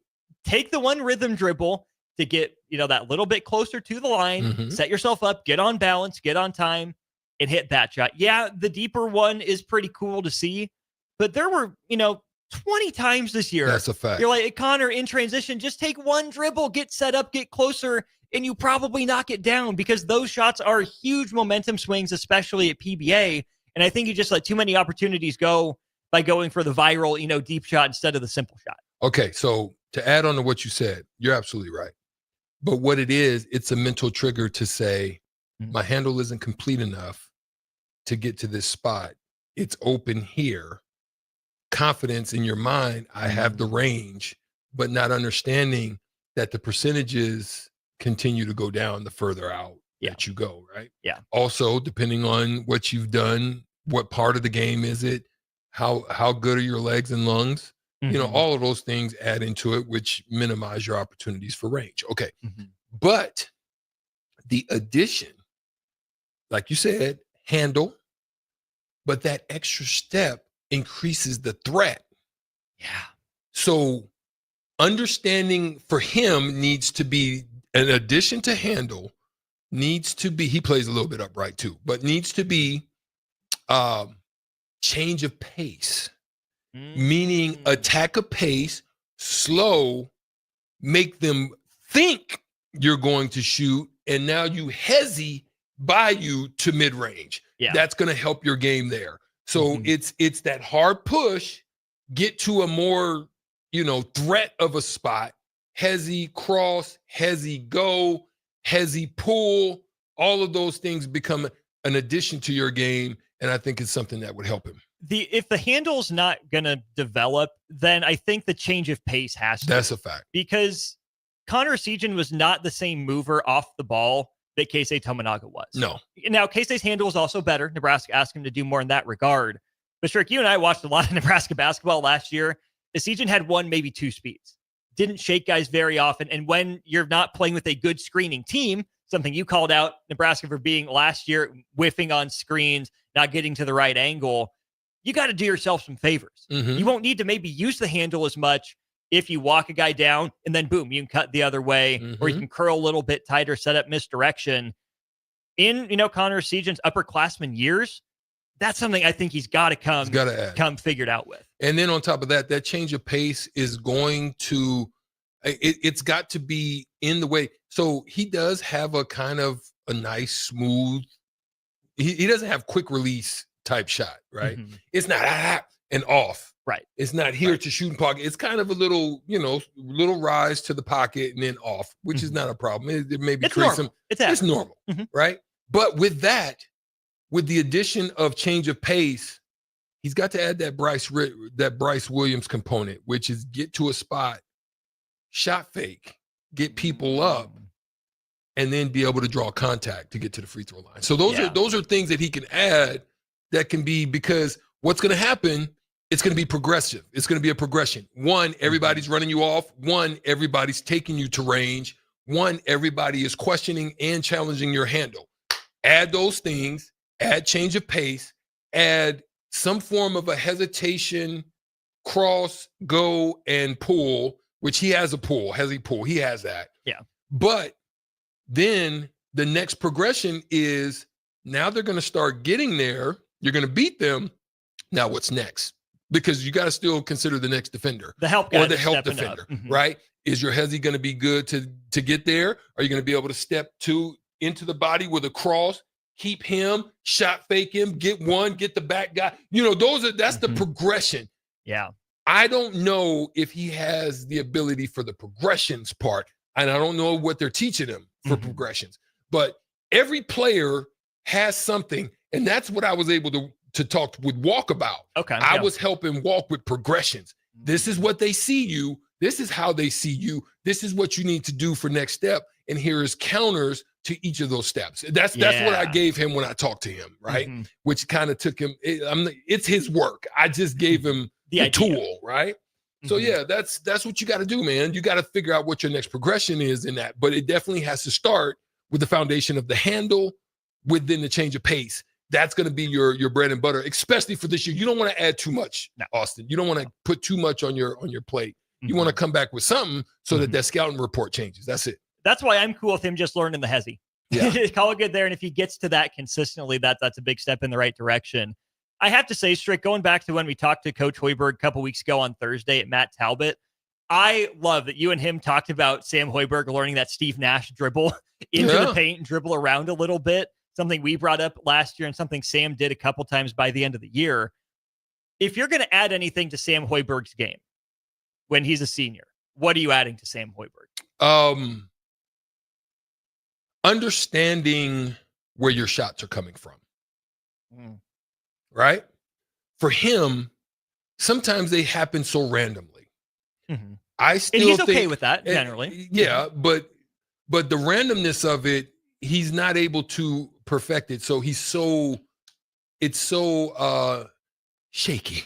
You know what I mean? It creates a shaky. It's kind of a new situation every time. Right. Right. So there's in your mind, like, okay, for example, like for me, right, in the NBA, there's things that I realized, and this is what made me good with the triangle that we were running when Coach was there. Jim Clemens. Jim Clemens, okay. And that's what made me excel at Summer League, is not because I was much better than any other guys or talent. It's just I knew where my shots were going to come from.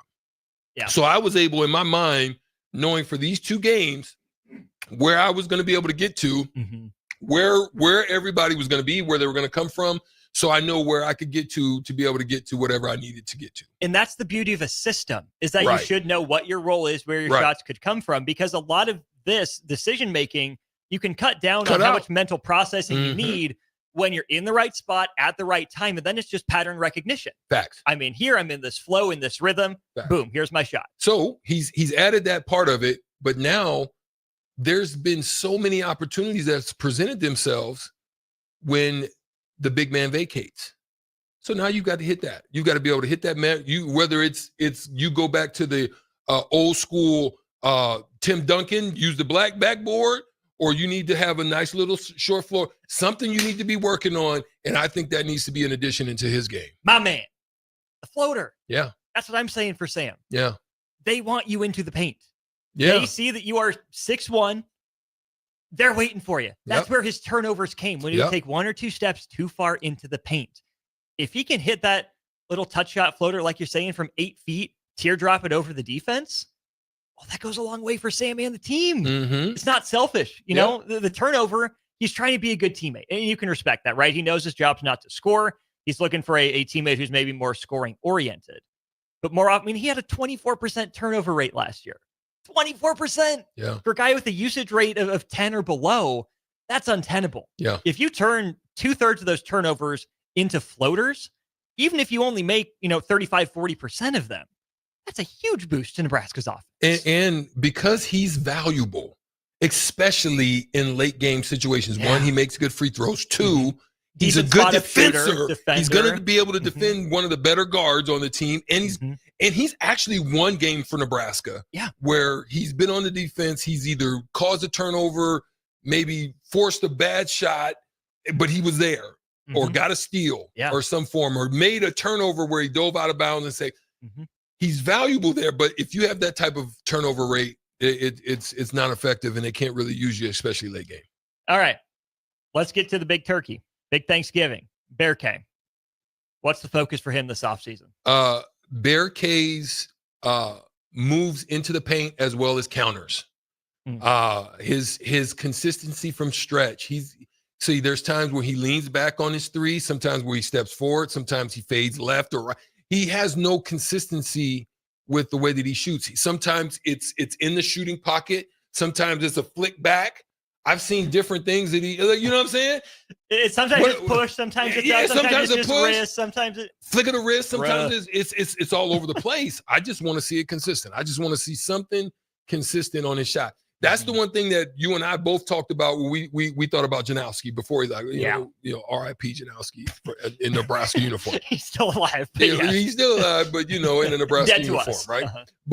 But that's the one thing I knew from him. I said he's got it already as a freshman. I could see just when he shot, I was like, yeah, young fella's got it, and he can get it off quick. And so I was disappointed to see him vacate and leave, because I really thought he was the next up, but maybe there was, some things he wanted to develop and grow in. He's definitely got body. He's going to come back to a big conference. I think it'll probably be about his junior year or so, but he's going to come back because he's got the body. He's definitely got the stroke. I think it's good. It's good for him to go down there and get some confidence, it can take your confidence away a little bit. Go down there, build, get stronger, work on your handle, and come back. But yeah. I think Burke needs help. Go ahead. What do you say? No, I'm with you. I echo everything you said. But for me, I would almost, it's going to be hard because I don't think Berkay thinks of himself this way, but I would start pushing him more in that Josiah Allick role, where if you're going to be inconsistent shooting the ball, you're not going to be allowed to shoot as much. I know what Fred Hoiberg and his staff want to do is instill a guy with confidence, and that's fine. But I think Berkay's got to lean into the rebounding and the defense. They said analytics rated him as one of their better defenders, at least when they're on the court. Nebraska was better. And you see the potential. To me, Berkay is more of an old-fashioned power forward than a new age stretch guy until further notice. Yeah, because he doesn't jump well either. Doesn't jump well either, right? Pretty ground bound. Not horrible laterally, can get up and move when he's engaged. But that's the point. On defense, right? Stay locked in, stay consistent with the game plan. Don't gamble. Don't get caught being a space cadet, which happened. But on offense, I think Nebraska's going to be in a better spot this year where they can stick him in the dunker spot. They stick him along the baseline where all he has to do is catch, take that one gather step, and go up with it, hypothetically. That was a problem last year. It was. But if he gets into, 2-3 dribble into a spin fadeaway range, Berkay, you're doing too much, right? Pause. Let's hit the reset button. Kick it out to the corner. We're going around the arc again. If you don't have it within one dribble, move it. I think there's got to be discipline from the staff, with certain players. I really do. Because they did that with Casey. They did that with Casey. They did that. I think they did that with some of the players. They took them out. Hey, come on over here and have a seat, young fella. Yeah. I think the depth allowed them to do that. I still think they have depth here, increasingly. But at the same time, I think there's got to be an understanding of roles, especially early on when you're setting. I think they can be expanded, but I think they need to be earned.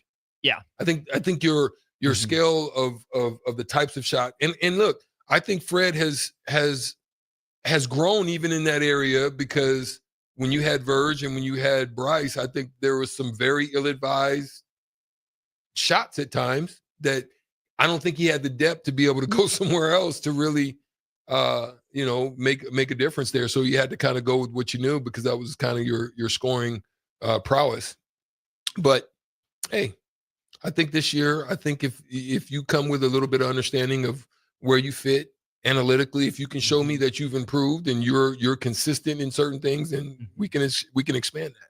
One last player to get to. Maybe it's not an ad. Maybe this is just more of an across-the-board comparison. And I promise you, I'm not taking the lazy way out here. It's not just because they're both wide. It's not just because they're both left-handed. Can Cale Jacobson be Thor 2.0? I think it's possible. I think he's shown an ability to be put into a lot of different situations and a lot of different roles. He's very capable of being Nebraska's version of Draymond Green. Ooh, okay. I think he's capable of being that. Sure. Okay. Mm-hmm. Interesting. Yeah. Huh. I'll have to chew on that one a little more. I like it. Let's go to break. There's a big rule change, actually 2 of them, coming to college basketball. We'll wrap up On the Block with that news and Strick's thoughts on it when we get back. Follow Austin Strick and On the Block on Twitter at Austin Orman, eStrick20, and On the Block 93.7. More of On the Block coming up. Attorney CPA Joe Cordell. Hopefully you and I agree that you should do everything you can to save your marriage.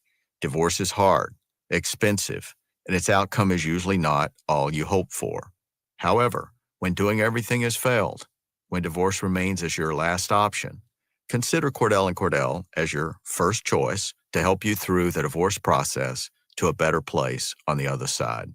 We've been a partner men can count on for more than 30 years. Let us be that partner for you. The attorneys at Cordell & Cordell work to help men maximize their role in their children's lives. Schedule an appointment with one of Cordell & Cordell's Lincoln area attorneys, a partner men can count on. 402-858-3220. That's 402-858-3220. Online at CordellCordell.com. That's CordellCordell.com. Office in downtown Lincoln. 1221 N Street, Suite 801, Lincoln, Nebraska 68508. Hi, it's Charlie Stone and Andy Goodyear of Honda of Lincoln with more exciting news for area car buyers. Charlie, it's just announced that Honda of Lincoln has won 3 of the Lincoln Journal-Star's Lincoln Choice Awards: Best New Car Dealer, Best Auto Repair, and Best Place to Get Your Oil Changed. Wow, that's great, Andy. Anything else? Yes, we were runner-up for Best Pre-Owned Dealer and Best Tire Dealer. A lot of people don't understand that we do sell tires here. Very exciting, Andy. Why do you think your dealership is winning so many awards? Charlie,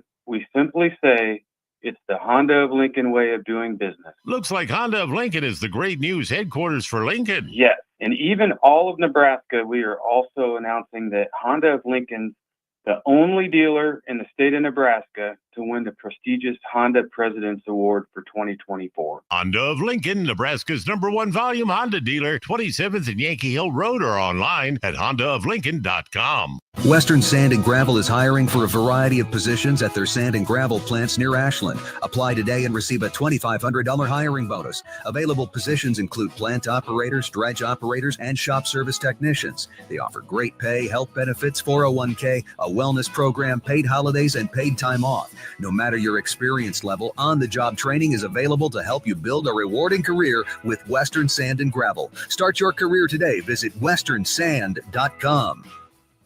Hi, Sean Callahan here for Copple Chevrolet GMC, and they're having the biggest hail sale they've ever had. A huge opportunity is at your front door right now. Some of these cars we're fixing, some we're not, and some it's totally up to you. New Sierra starting at $15,000 off list. New Canyons at $8,500 off list. New body styles on the Acadias, $3,000 off list. You need to hurry as there's going to be a lot of people heading to Louisville. Check us out at copplecars.com. Stock numbers G121492, G187747, and G196599. Empower a child today with the Teammates Mentoring Program. Hope is only a conversation away when you choose to share your talent, time, and heart with the child. Together, you can build a relationship based on strengths and chart a brighter future, 1 week at a time. Find out how you can be a mentor by visiting LincolnTeammates.org. Become what you needed as a kid by joining the Teammates Mentoring Program today. Be at the 32nd Annual Testicle Festival for some fun, rain or shine. Free entry for military. It's at Round the Bend Steakhouse in Ashland, June 14th from 11 to 10.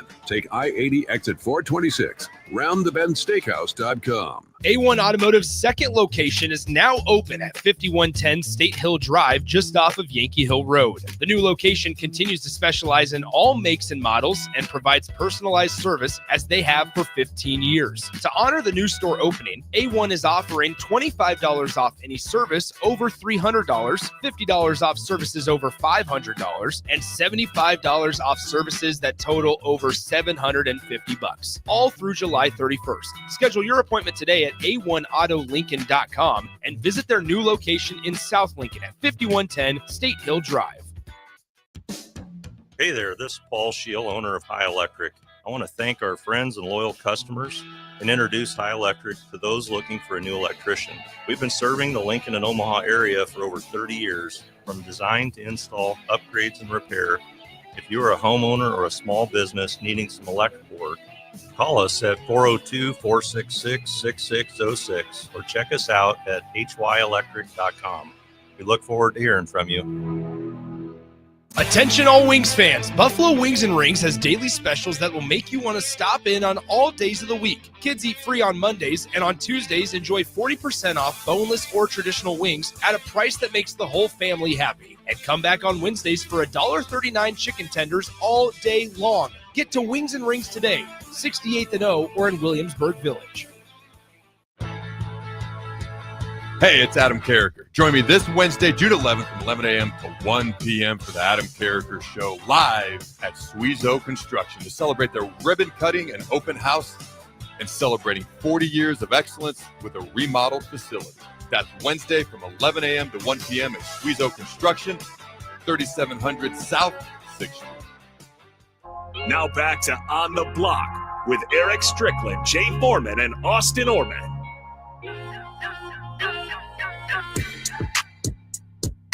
We're here one final time, one final segment for a Tuesday during On the Block. I'm Austin. He's Strick. You're our Blockheads. Thanks for hanging out with us. Thanks for all your comments, questions, and thoughts throughout the day. Big thanks as well to Love Volleyball Omaha for their sponsorship of our final segment. Big thanks to, of course, Jordan Larson for coming out, and Houston with Love Volleyball Omaha supporting the Amon Green Foundation and Nebraska Esports. Great to see them out and about on the golf course yesterday. A couple rule changes coming to college basketball here, Strick. First one, it's about the game flow is what the NCAA is saying here. The first one is coaches' challenges. We have a new rule, more NBA style in college basketball. So the release from the NCAA says, under the coaches' challenge rule, teams must have a timeout to request an instant replay review challenge. You can challenge at any point in the game to review out-of-bounds calls, basket interference, goaltending, and whether a secondary defender was in the restricted arc. Those are the three challengeable calls in college basketball. Coaches' challenges. The refs can still, at their discretion, stop the clock to look at timing errors, shot clock errors, stuff like that. Basket interference, goaltending, restricted arc plays in the last 2 minutes of the game and overtime is what the refs can do. And then for coaches' challenges, if you get your first one right, you get one more throughout the rest of the game, regulation and overtime. If you miss it, you're out of challenges. Thumbs up, thumbs down, thumbs sideways. I think that's a good thumbs up for the sport. I really do. That was the only one, or was there another one? There's another one. Oh, shoot. But I actually think that's positive. Also, heading to college basketball from the NBA, continuous motion is the name of the rule, but we would know it colloquially as continuation. Mm-hmm. Explain to people what that is and what the difference has been between college and the pros, first of all. Well, continuation involves basically a gather, some form of a gather, and no matter what transpires after the gather, the step, the shot, the pull, the euro, whatever it is, once the foul transpires, there's still a continuation of whatever the movement or the move or the shot. It can continue on. And so that's going to be, I think, a tough one for some refs in adjustment because you got some college basketball lifers. Yeah, you got some lifers. That's a tough thing to be able to reshape your mind and thoughts on giving, because you've been so trained on nullifying foul dead the continuation, right? Foul dead. there's going to be probably there might even be some what is it called? Some replays or some challenges on even continuation. Right. I don't know if that's. I don't think that's challengeable. Oh well, then I don't think that's challengeable. There's going to be some. There's going to be a lot of videos being sent in. I think if that's going to be the case, but there's a lot of arguments probably from coaches and maybe even players talking about the continuation of the matter. It's going to be an adjustment. So the verbatim reading from the NCAA release says, under the changes to the continuous motion rule, an offensive player who ends his dribble going toward the basket and absorbs contact from the defense will be permitted to pivot or complete the step the player is on and finish the field goal attempt. So that's how the actual rule itself reads. In the NBA, Stricky, with continuation, I'm trying to think about how I phrase this question. Is it allowed for the defender to continue to play through and try to contest the shot? Does the defender have to stop at the whistle? Is that in the rule book, or is that just gentleman's agreement? Once the foul goes, how do NBA guys handle continuation defensively? I think this is the best way to explain it. It's kind of like you got your hand caught in a cookie jar. So you're trying to maybe hope that it doesn't happen, or when you hear the whistle, there's always a tendency to stop. So usually the offensive player has an understanding of I'm goal. Now I'm free. This is the goal. I got to go try to finish it. Whereas on the other side, it's kind of a thing of hear whistle, stop. Gotcha. So usually that's what happens. I think defenders should continue on. Now, obviously, there's a risk. The rule book. There's nothing stopping you. Okay. There's a risk of you getting a goaltending. There's different risks that come with the continuation. But the challenging of the shot after the foul, but again, in your mind, it's one of those things of, I got my hand stuck in a cookie jar. So I'm trying to pull it out real quick. Maybe you didn't see it. Gotcha. But it's too late. That's kind of how it works. Gotcha. Because to me, I think a smart defender, and it takes some really good coordination. You get caught for the foul. Maybe you're doing it. This guy's been annoying you. You got to try to body him up.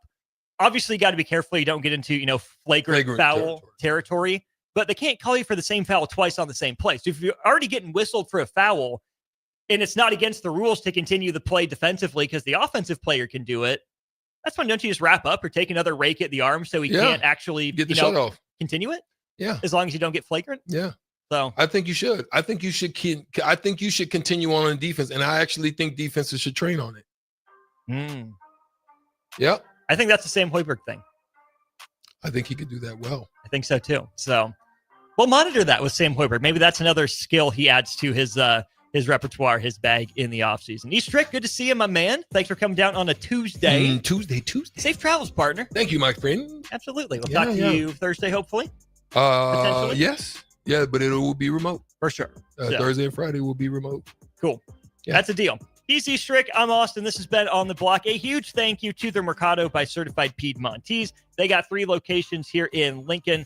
At 84th and Havelock, 30th and Yankee Hill, and 85th and Old Cheney. They also got one up in Omaha. That's at 168th and Maple. Get to the Mercado today for the best meat in town. Teammates Timeout's next here on The Ticket.